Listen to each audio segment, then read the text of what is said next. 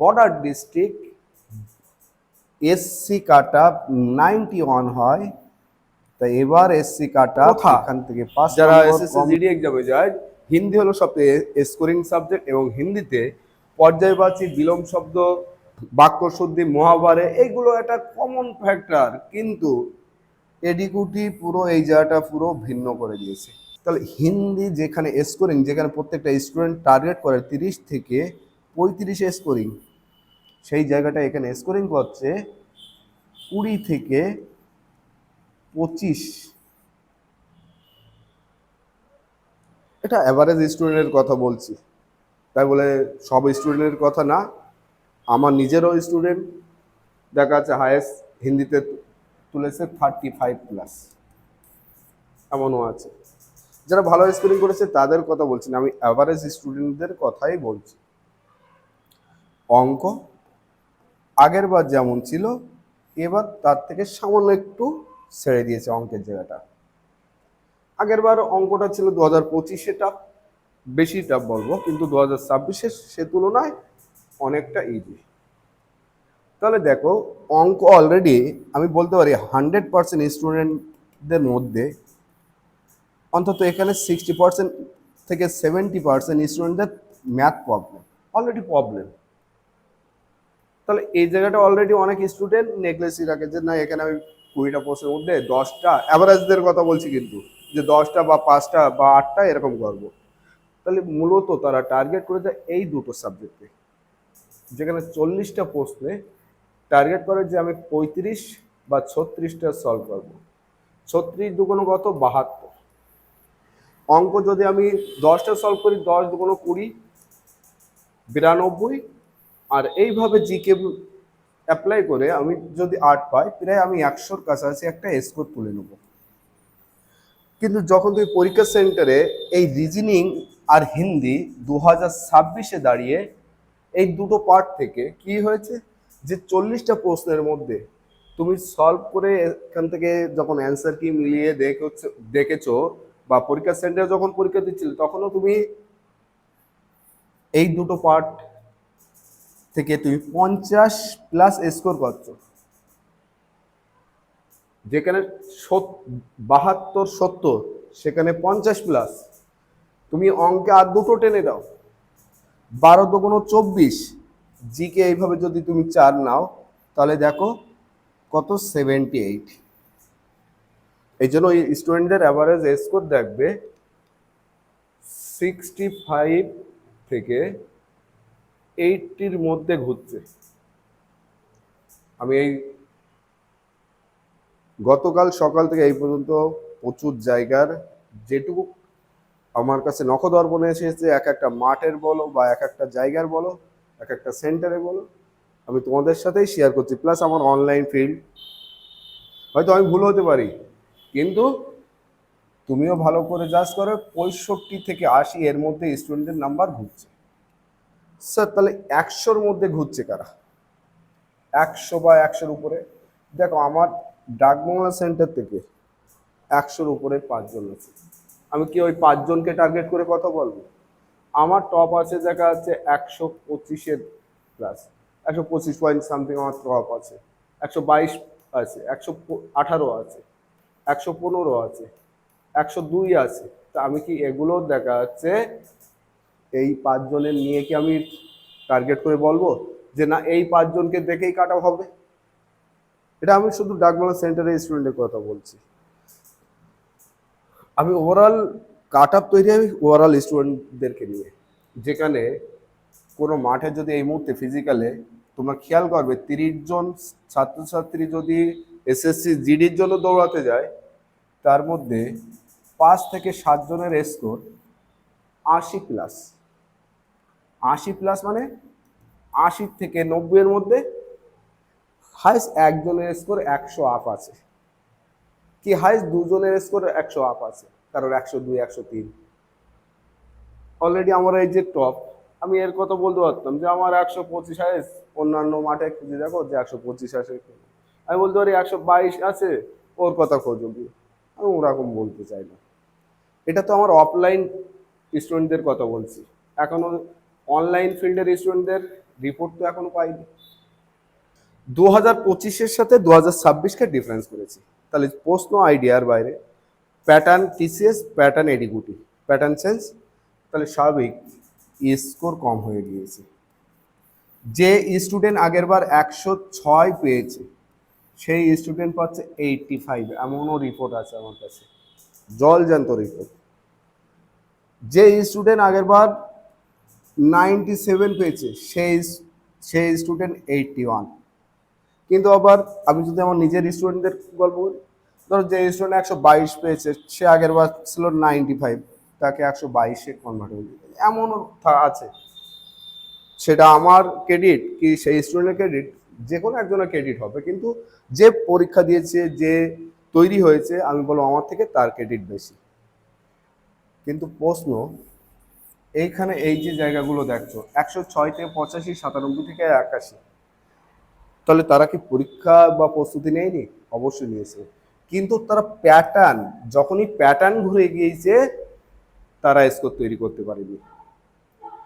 Actually concept দরকার ছিল, এই যে এক্সামের কনসেপ্ট দরকার ছিল। তাহলে পরীক্ষার ওভারঅল স্কোরিং কম হয়ে গিয়েছে। এই জন্য প্রত্যেকটা স্টুডেন্ট যারা এখন কাট আপ নিয়ে সব থেকে চিন্তা আছে যে কাট আপ কী হবে, আমি তোমাদেরকে একটাই কথা বলবো, কাট আপ এই মুহূর্তেও বলা অসম্ভব।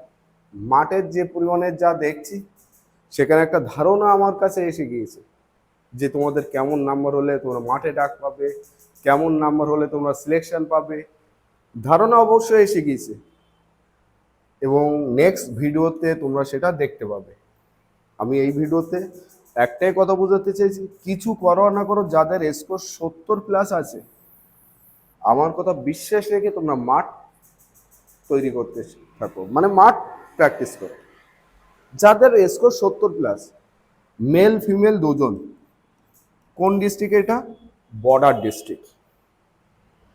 জেনারেল ডিস্ট্রিক্ট যাদের স্কোর 80 থেকে 82+, এর মধ্যেই হবে, হয় 80 বা 82+, তারা মেল ফিমেল দুজনায় মাঠ করো। এবার 2025-এর সাথে কম্পেয়ার করে দেখো না, এটা 2026, প্রশ্ন প্যাটার্ন ভিন্ন। এমনও হতে পারে এটা র স্কোর, তো এখনো কাজ শিফটে কত নর্মালাইজেশন স্কোর বাড়বে না বাড়বে সেটা কিন্তু সামনে আসছে। এই জন্য রেজাল্ট যখন দেবে, ফিজিক্যালে ডাকার সময় যে কাট আপ দেবে তার উপর বেস করে তুমি তোমার ফাইনাল সিলেকশন কোথায় যাবে না যাবে তখন ফুল ধারণা তুমি জানতে পারবে। কিন্তু যতক্ষণ জানতে পারছো না, মাঠ থেকে যে রিপোর্ট কার্ড চলে এসেছে, কাছাকাছি যে পরিচিত স্টুডেন্ট বলো বা অনলাইন স্টুডেন্ট বলো, তাদের কাছে স্কোরিং কাছে এসেছে, সেই স্কোরিংয়ের পারপাস আমি বলবো 70+ স্টুডেন্ট অবশ্যই মাঠের তোমরা যাচ্ছ। জেনারেলদের কথাই বলছি, জেনারেল হলে তো সবাই যাবে। 82 যাদের স্কোর আছে তারাও কিন্তু মেল ফিমেল মাঠে যাবে। ফাইনাল সিলেকশন এবার বলা খুব মুশকিল, তবে স্কোরিং এই মুহূর্তে দাঁড়িয়ে কাট আপ আগের বারের ন্যায় যাবে। কি হিসাবে? যদি সিট সংখ্যা না বৃদ্ধি পায়। কিন্তু ইন্টারনাল যে রিপোর্টটা কাছে এসেছে, সিট কিন্তু ইনক্রিজ হবে। সিট যদি ওটা 40K মানে 40,000 যদি হয়ে যায়, আগের বার যে কাট আপ গিয়েছে প্রত্যেকটা সেক্টর তার থেকে 5 নাম্বার করে হলেও কাট আপ কম যাবে। অনেকেই ভাবছে স্যার আপনি হয়তো আমাদেরকে সান্ত্বনা বাণী দেওয়ার জন্য এই কথা বলছেন যে 40,000 যদি সিট হয় তাহলে আগের বার কাট আপতে নর্মাল হলেও 5 নাম্বার কম যাবে। আমি সান্ত্বনা বাণী কখনো দেইনি, আমি যেটা বলি রাইট ভাবে বলি, অ্যানালাইসিস করে বলি। West Bengal sub inspector direct বলেছিলাম যে 140 না 145 46-এ গিয়ে খোঁজ করো কাট আপ, যেমন বলেছে একদম হুবহু 90% মিলে গিয়েছিল। এর আগেরবার এসএসসি জিডিতে একমাত্র নকশাল ডিস্ট্রিক্ট বাদ বাকি যে কটা মেল ফিমেল পার্ট করেছি দেখে নেবে, কোনো জায়গায় একদম 100% অ্যাকুরেসি হয়ে গেছে, সেই D2 স্কোর হয়েছে। কোনো জায়গায় 2 থেকে 4 নাম্বারের মধ্যে আপ ডাউন হয়ে গিয়েছে, কিন্তু নকশাল ডিস্ট্রিক্ট হয়নি, সেটাও বলে দিচ্ছি। দেখে নাও, ভিডিওই আছে। এই জন্য আমি বলছি সিট আসন বাড়বে। সিট আসন যদি 40,000 হয়, আগের বার যদি বর্ডার ডিস্ট্রিক্ট এসসি কাট আপ 91 হয়, তা এবার এসসি কাট আপ এখান থেকে 5 নম্বর কম ধরলে 86, নাম্বার বাড়ার জায়গা নেই। যদি নর্মাল হলেও সিট 40,000 হয়, কিন্তু যদি ওই 25,000 সিটের মধ্যেই লড়াই হয়, তাহলে যে 91 ছিল, এই 91 থেকে +-2 একটা জাস্ট তোমাদের ধারণা পোষণ করে দিচ্ছি, এই তাছাড়া কিছু না। যে খুব বেশি যাবে তা না, যে স্কোরিং আগের বার গিয়েছে সেই স্কোরিং পারপাস +-2 যাবে। তার কারণ আগের বার তুমি প্রায় কম বেশি শুনলেও যে মাঠে 20 জনের মধ্যে নর্মালে 5 জন 90+ বা 8 জন 50+, 8 জন 80+ স্কোর আছে। কিন্তু এবার তুমি 20 জনের মধ্যে 5 জন কি হবে, তারা 80+, আর বাদ বাকি সব 80 থেকে ওই 67-র মধ্যে ঘুরছে। তো এই জন্য সিট সংখ্যা যদি না বৃদ্ধি পায়, কাট অফ যে বেশি হয়ে যাবে না, আগের বারের যে কাট অফ সেই কাট অফকে একটা টাচ করার জায়গা আছে। কারণ পরীক্ষার প্রশ্ন কোনো আসেনি, তুমি রিজনিং খারাপ দিয়েছো, তুমি হিন্দি খারাপ দিয়েছো, তাহলে স্টুডেন্ট নাম্বার কোন জায়গা থেকে নিয়ে আসবে? তাহলে তো কম্পিউটার হ্যাক করতে হবে, আর না হলে সেই রকম লেভেলের পড়াশুনো করতে হবে। তা যারা সেই রকম লেভেলের পড়াশুনো দিয়েছে সেটা বলতে নেই 0.8%, একদম খুব মুষ্টিমেয় যারা ওই 0.8%। এই জন্য পরীক্ষার্থী দেখা যাচ্ছে, তুমি ওয়েস্ট বেঙ্গলের কথা যদি ভাবো, সাপোজ একটা ভাবো 5 লাখ পরীক্ষার্থী গিয়েছে, তো 5 লাখের মধ্যে মাত্র 50,000 স্টুডেন্টের মধ্যে ওই নাম্বারিংটা আছে। তা সেই নাম্বারিং এর মধ্যে আবার তারা ফেল করবে কোথায়? ফিজিক্যালে। ওই জন্য ফিজিক্যাল ধ্যান রাখবে, ফিজিক্যাল আছে, মেডিকেল আছে। কাট আপ তোমরা রিটেন এক্সাম থেকে কাট আপ ভাবো না, এখনো ফিজিক্যাল আছে, তারপরে মেডিকেল আছে। যদি মনে হয় যে না স্যার সঠিক বলেছে, তাহলে অবশ্যই লাইক এবং শেয়ার করবে, এবং যদি মনে হয় স্যার ভুল করেছে, তাহলে অবশ্যই কমেন্ট সেকশনে জানাবে। আর তোমরা সবথেকে বড় বিষয়, তোমাদের স্কোর কত হয়েছে, কে কত স্কোর পেয়েছো, সেটাও অবশ্যই নক করবে। তার কারণ কাট আপ অ্যানালিসিস করার সময় কিন্তু তোমাদের স্কোরটাও ভাইটাল হবে। যে যেখান থেকে দেখছো ভিডিওটি অবশ্যই শেয়ার করবে। যারা স্কোর 70+, বর্ডার ডিস্ট্রিক্ট যাদের স্কোর 80+, জেনারেল ডিস্ট্রিক্ট, প্রত্যেকেই আগামীকাল সকাল থেকে রান প্র্যাকটিস শুরু করো। কারণ এটা র স্কোর দিয়েছে, এখন নর্মালাইজেশন স্কোর দেবে, এবং ফাইনাল যে তোমাদের মানে কাট অফ আসবে ফিজিক্যালের জন্য, সেই কাট অফ দেখলে তোমরা একটা ধারণা ক্লিয়ার করতে পারবে।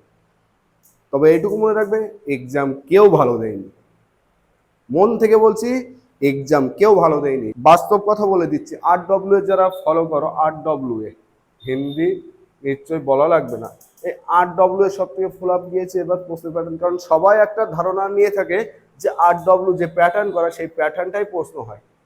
ওই জন্য পরীক্ষার আগে দেখবে গাগার বই সাগর বই এসেছে, যে অনেকে আমাকে রিকোয়েস্ট করে যে স্যার ওই বইটা সলভ করে দিন, আমিও দিয়েছি তোমাদের সলভ।